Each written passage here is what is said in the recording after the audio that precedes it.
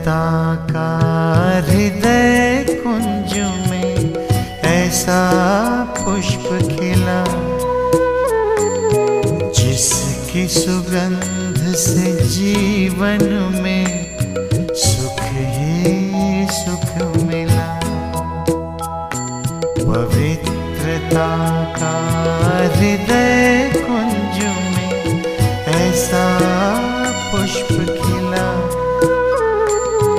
जिसकी सुगंध से जीवन में सुख ही सुख मिला। ओम शांति। ईश्वरीय महावाक्यों में, अव्यक्त महावाक्यों में हमने पवित्रता के बारे में बहुत अच्छी अच्छी बातें सुनी, और सबसे गौरव की बात मुझे बहुत प्रिय लगी, आपको भी लगेगी, कि भगवान अपनी पवित्र आत्माओं के परिवार में बैठा है। जो पवित्र हैं, जो ब्रह्मावत्स हैं, वे भगवान के परिवार हैं। आप सोचते होंगे बाकी दुनिया किसके परिवार हैं, वो आप जानते हैं किसके हैं। भगवान ने आकर यह गॉडली फैमिली बनाई है, जिसमें राजयोग का बल है, प्योरिटी का बल है, नैतिक मूल्यों का बल है, और निष्काम कर्म योग का भी बल है। ऐसा हमारा सुंदर संगठन, जिसमें सभी आत्माएं भगवान के लिए डेडिकेटेड हैं, समर्पित हैं, सब कुछ भगवान के लिए कर रहे हैं। हम उसके सदस्य हैं, उस परिवार के मेंबर हैं। हम उस परिवार के न केवल मेंबर, ये छोटा शब्द हो गया, पर जिम्मेदार, इम्पोर्टेंट आत्माएं हैं। भगवान ने जिनको शक्ति दी है, वरदान दिए हैं, सजाया है, श्रेष्ठ भाग्य बनाया है, हम सबको इसका बहुत नशा होना चाहिए। ये अलौकिक नशा, ये खुमारी सचमुच सबसे बड़ी है, बहुत सुंदर है, आत्मा को सुकून देने वाली है। तो आज हम आपके समक्ष प्योरिटी पर कुछ रहस्य भी स्पष्ट करेंगे। पहली चीज, किसी भी धर्म का फाउंडेशन प्योरिटी होता है। जो भी धर्म स्थापित हुए, उनके जो धर्म पिता थे, उनमें बहुत ज्यादा प्योरिटी की पावर थी। पवित्रता के बल से, आत्मिक शक्ति से उन्होंने अपने अपने धर्म की स्थापना की। जो उन धर्मों की शिक्षाएं आज हम सभी सुन रहे हैं, वो मूल शिक्षाओं से काफी दूर निकल गई हैं। काफी चीजें मिक्स हो गई हैं।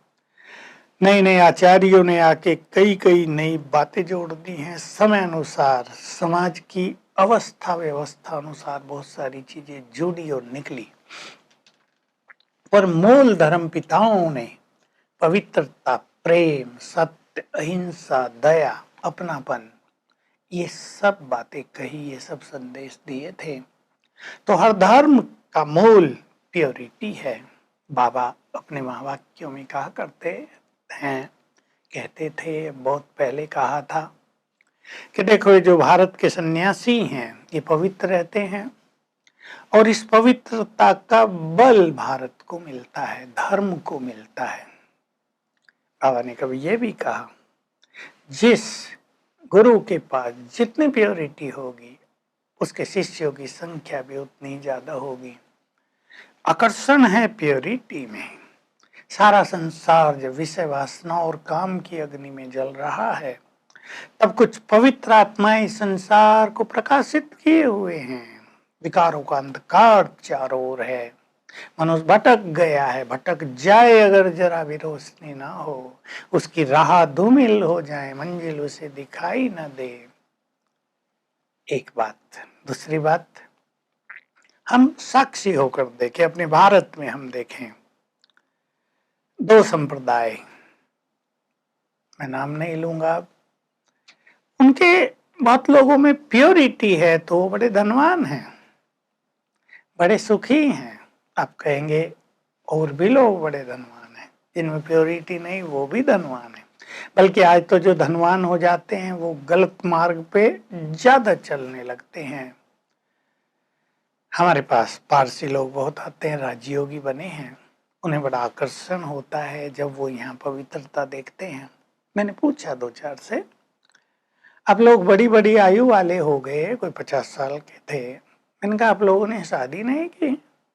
तो कहा नहीं, हमारे पारसी धर्म में बहुत लोग पवित्र रहते हैं, लड़के लड़कियां बहुत पवित्रता को अपना लेते हैं। तो मैंने कहा तुम्हारी जनसंख्या घट रही बढ़ रही? कहा 1 लाख रह गई है। मैंने पूछा तो आपके जो धर्म के नेताएं हैं, गुरु हैं, क्या उनको ख्याल नहीं होता कि इस सिद्धांत को छोड़े, संख्या हमारी घटती जा रही है? कहा नहीं, ये हमारा सिद्धांत है और स्वेच्छा पूर्वक कई लोग इसको अपनाते हैं। बहुत ही खुशी की बात है, गौरव की बात है। न केवल उस धर्म के गौरव की बात है, लेकिन हमारे देश के लिए बहुत बड़ा सपोर्ट है। इसलिए आप देखेंगे उनमें बहुत लोग धनवान हैं, सुखी भी हैं। सुखी भी हैं, धनवान होना ही पर्याप्त नहीं, पर सुखी होना। बहुत सारे मुनि, बहुत सारे सन्यासी पवित्र रहते हैं, उससे उनका संप्रदाय बहुत सुखी रहता है, धनवान रहता है। वो देश को भी बहुत मदद करते हैं और एक धर्म का सुंदर संदेश भी चारों ओर फैलता है। क्योंकि कलयुग के अंत तक अगर इस संसार में कोई भी पवित्र आत्मा न रहे तो धर्म संसार नष्ट ही हो जाएगा, ये हमें जानना चाहिए। मुझे क्रिश्चियन धर्म की बात का पता चलता था, किसी की बुराई की बात नहीं है। फिर क्रिश्चियन धर्म में सभी नेता उनके, पोप तो है ही, आर्च बिशप होते हैं और भी बहुत सारे होते हैं, और फिर प्रीस्ट होते हैं, पादरी होते हैं। इन सबको पवित्र रहना जरूरी है। तो मैं पूछता था, हमारे यहाँ तो हजारों हजारों विदेश के लोग आने लगे। मैं उनसे पूछता था, क्या तुम्हारे यहाँ जहाँ वासनाओं को खुली छुट्टी है, क्या वहाँ भी ये लोग पवित्र रह पाते हैं? कहा आजकल बहुत कठिन हो रहा है, इसलिए पादरी मिल नहीं रहे, चर्चेज बंद हो गई हैं। भारत के लोग जाके वहाँ पादरी बनते हैं। भारत की बात बहुत ही सराहनीय है, गौरव देने वाली, हम सबका गौरव बढ़ाने वाली है। तो देखिए, ऐसे धर्म जहाँ केवल विषय वासनाएं रह जाए, भोग विलास रह जाए, समझ लेना चाहिए उनका अंतिम समय आ गया है, खेल उनका पूरा हो रहा है। तो हम सभी को प्योरिटी पर ध्यान देना है। सृष्टि चक्र जो 5000 वर्ष का है, लोग लाखों वर्ष का कहते थे, मैं जरा सा कह दूं आपको कुछ, अब तो सबको मानना पड़ेगा। ये सृष्टि चक्र अब एंड में आ गया है, पूरा हाल होता जा रहा है, विषय वासनाओं का प्रकोप हो गया, जैसे सुनामी चल रही है। मनुष्य अपने स्वधर्म को भूल गया है। जो भारत की वास्तविक शक्ति थी, प्योरिटी, भारत के नवयुवक तो उससे बहुत विचलित हो गए हैं। तो ये जो सृष्टि चक्र है, ये वहीं पहुंच रहा है जहां से शुरू हुआ था। अब इस खेल का एंड है। जैसे रात के बाद दिन और दिन के बाद रात, 24 घंटे का चक्र। मैं छोटा सा उदाहरण दे रहा हूँ।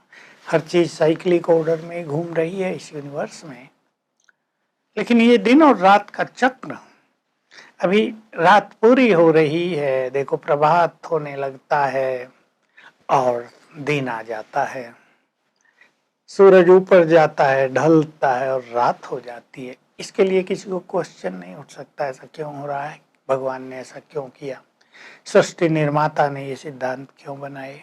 ये है, इस सत्य को, इस अटल सत्य को हम सब रोज स्वीकार कर रहे हैं, उसके अनुसार जीवन जी रहे हैं। ये सृष्टि का चक्र भी अब कलयुग के एंड में आ गया है। अब यहाँ हर चीज की अति हो गई है, आप सब जानते हैं। अब ये सतयुग की ओर जा रहा है। इसका डिटेल तो आप ज्ञान लेकर जान सकते हैं। मनुष्य ने बॉम्ब्स तैयार कर लिए हैं, प्रकृति बदला लेने पर उतारू है, असाध्य रोग बढ़ते जा रहे हैं। मनुष्य ने अपनी मॉरलिटी, अपनी हर चीज खो दी है, आत्मा की शक्ति ही क्षीण हो गई है। घर घर में महाभारत शुरू है।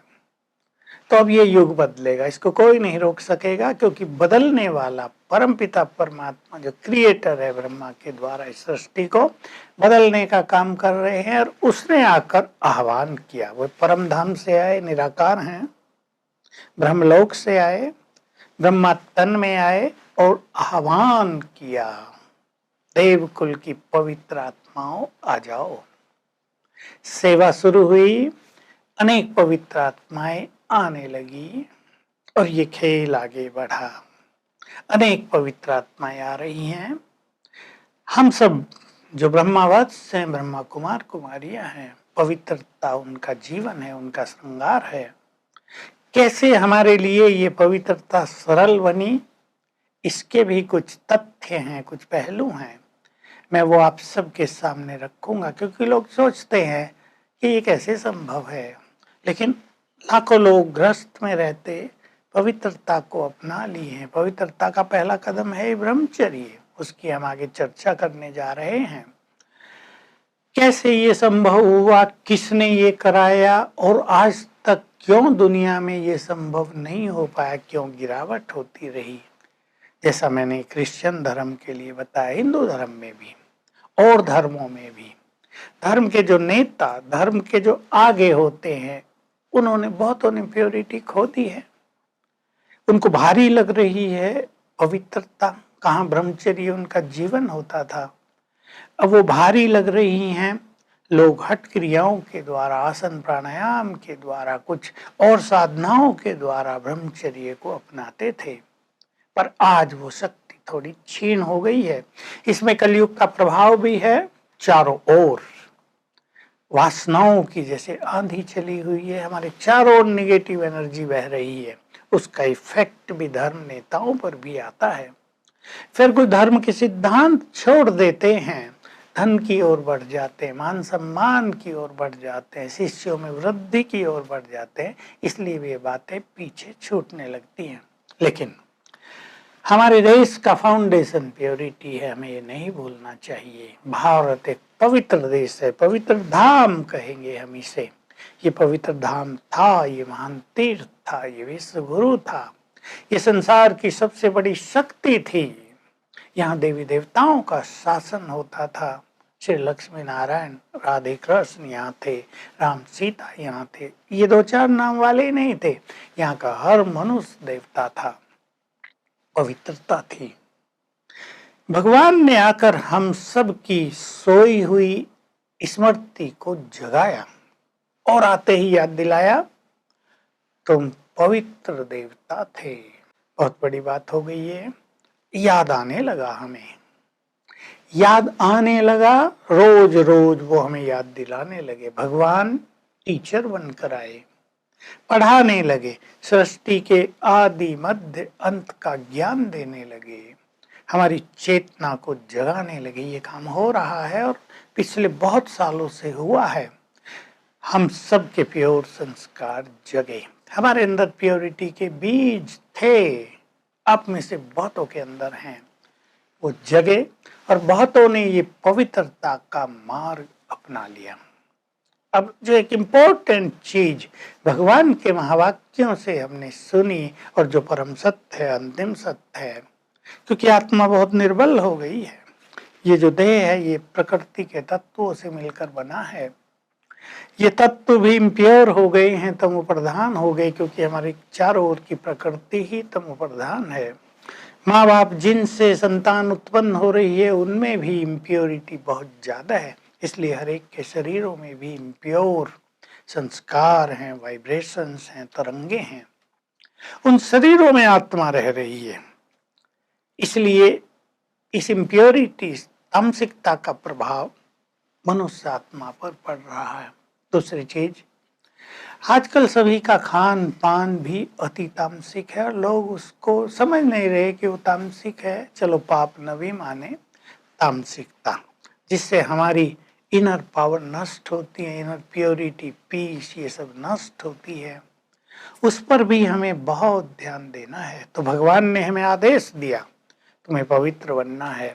तुम पवित्र देवता थे, देवता लहसुन प्याज नहीं खाते, देवताओं का भोजन ये तामसिक नहीं होता, तुम अपने भोजन को पूरा सात्विक बना लो। और ब्रह्मावत्सों ने भगवान की आज्ञा मानकर अपने भोजन को पूरा सात्विक बनाया। सात्विक भोजन से प्योरिटी बहुत सहज होने लगी, तामसिक भोजन से प्योरिटी नष्ट होती है, विचार दूषित होते हैं, दैहिक दृष्टि बढ़ती है। इस तरह भगवान ने आकर हम सभी को एक जागृति दी कि तुम बहुत पवित्र आत्मा हो। एक बहुत सुंदर बात कही, सभी इसका अभ्यास करेंगे कि जब तुम परमधाम में हो, आत्माएं तो सभी परमधाम में है, ब्रह्मलोक में है, लेकिन तुम्हारी चमक, तुम्हारा तेज, तुम्हारा औरा, तुम्हारा प्रभामंडल अन्य आत्माओं से बहुत ज्यादा है वहां।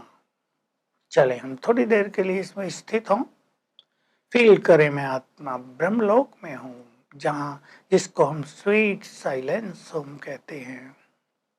मुझसे जो लाइट फैल रही है बहुत दूर दूर तक जा रही है। ऊपर हमारे परमपिता हैं और नीचे हम हैं। हमारा औरा भी बहुत बड़ा है, हमारी चमक बहुत बड़ी है। नीचे से कोई हमें देखे तो बहुत चमकते हुए सितारे नजर आएंगे। हम अपने इस स्वरूप का अभ्यास किया करें तो हमारी प्योरिटी बहुत अच्छी होती जाएगी। अब बाबा ने, शिव बाबा ने हमें आज्ञा दी है, तुम्हें पवित्र बनना है और इस पवित्रता के बल से तुम्हें संसार को पवित्र बनाना है, भारत को विश्व गुरु बनाना है। ये पवित्रता तुम्हारे लिए बहुत बड़ी चीज है, बहुत बड़ा खजाना है। प्योरिटी के लिए भगवान ने कई शब्द बोले, यही तुम्हारी रियलिटी है, वास्तविकता है, यही तुम्हारी रॉयल्टी है, शालीनता है, यही तुम्हारी यूनिटी का आधार है, यही तुम्हारी डिग्निटी है, यही तुम्हारी रियल ब्यूटी है एक्चुअली तो। और पवित्रता ही सुख शांति की जननी भी है। किसी के पास अगर दुख और अशांति है तो उसका कारण उनकी इम्प्योरिटी ही होता है। तो हम प्योरिटी को अब अपनाने का संकल्प करें। भगवान ने आदेश दिया, बाबा कहते हैं बाप का ऑर्डिनेंस है। बाप माना भगवान जो परमपिता है, निराकार को हम बाप कहते हैं। उसका ऑर्डिनेंस निकल गया, बच्चे अब पवित्र बनो, क्योंकि तुम्हें ये देह आदि छोड़कर अब घर वापस चलना है। बहुत इंपॉर्टेंट बात, सबको चलना होगा। भगवान महाकाल है, वो आ गया है। महाकाल जब आता है तो सबको घर वापस ले जाता है, देहों से मुक्त करके। मैं आपको श्रीमद् भगवद गीता का एक वृत्तांत याद दिला देना चाहता हूँ। 11वां अध्याय, जब अर्जुन ने रिक्वेस्ट की कि जिस स्वरूप की आपने, अपने जिस स्वरूप की महिमा की, मैं उसे देखना चाहता हूँ, मुझे ये सौभाग्य प्रदान करें। भगवान ने कहा, उसको तुम इन चर्म चक्षुओं से नहीं देख पाओगे, मैं तुम्हें दिव्य दृष्टि देता हूं और तुम मुझे देखो। दिव्य दृष्टि दी और भगवान का विराट रूप, विश्व स्वरूप दिखने लगा। अर्जुन को दिव्य दृष्टि प्राप्त हुई, उसने भगवान का वो विश्व रूप, विराट रूप देखा। उसमें देवता भी दिख रहे थे और दिख रहा था महाकाल। मुंह खुला हुआ था, अग्नि जल रही थी और उसने देखा पांडवों के बहुत सारे महारथी, कौरवों के समस्त महारथी उसमें प्रवेश कर रहे हैं। बहुत ज्यादा भयानक सीन था। अर्जुन ने कहा, मैं इसे नहीं देख सकता। हमारे भी बहुत लोग जा रहे हैं काल के गाल में। जब भगवान का नॉर्मल स्वरूप हुआ तो उसको बताया, मैं महाकाल बनकर आया हूं, सबको घर ले जाने के लिए आया हूं।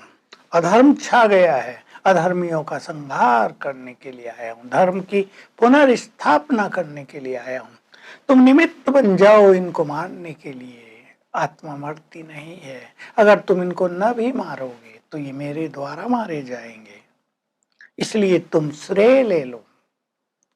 तुम्हारा गुणगान होगा कि तुमने राक्षसों का वध किया, आत्ताइयों का वध किया, आसुरी संप्रदाय को तुमने समाप्त किया।